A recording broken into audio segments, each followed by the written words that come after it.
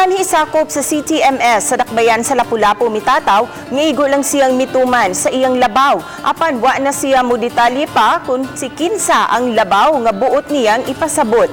Samtang gitataw sa pangu sa City Intelligence Branch sa Lapu-Lapu City Police Lieutenant Colonel Mark Gifter Sukalit nga nag-usab-usab ang giluwatang mga pamahayag sa suspitsadong si Antonio Miano.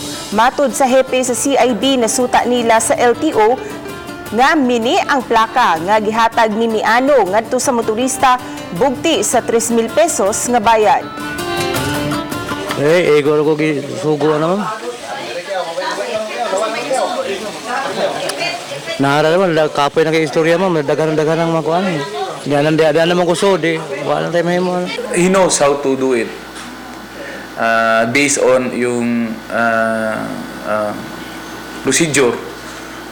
May procedure tayo sa LTO. However, based sa ito, siya-siya rin. Iyaharang yun nga, diskarte.